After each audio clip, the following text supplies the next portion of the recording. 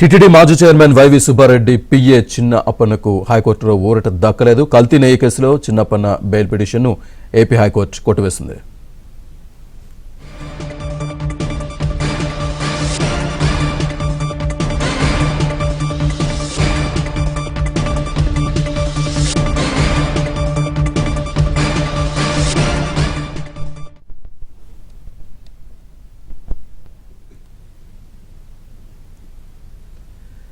TTD మాజీ chairman YV Subbareddy PA చిన్న అప్పన్నకు హైకోర్టులో ఊరట దక్కలేదు.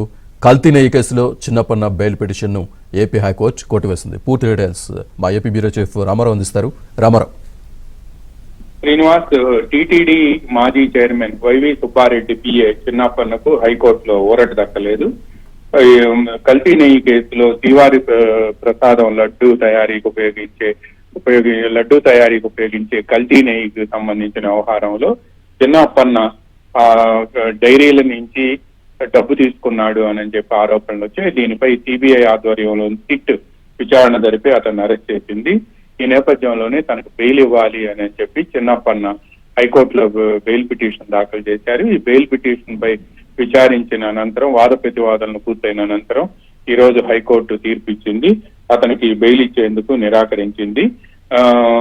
ప్రాసిక్యూషన్ టీటీడీ తరఫున అదేవిధంగా సిబిఐ తరఫున చేసిన వాదనలతో హైకోర్టు ఏకీభవించింది. ఈ నేపథ్యంలోనే అతనికి బెయిల్ ఇచ్చేందుకు నిరాకరించింది. చిన్నప్పన్న తనకు బెయిల్ కావాలి అని చెప్పి గత వారం హైకోర్టులో బెయిల్ పిటిషన్ దాఖలు చేశారు. ఈ బెయిల్ పిటిషన్ పై అతని తరపు కూడా సీనియర్ లాయర్లు వాదనలు వినిపించినప్పటికీ కూడా హైకోర్టు ఇరుపక్షాల వాదనలు విన్న అనంతరం బెయిల్ పిటిషన్ ను తిరస్కరిస్తూ కొద్దిసేపటి క్రితం తీర్పు వెలువరించింది. Srinivas. Right, thank you very much Ramarao.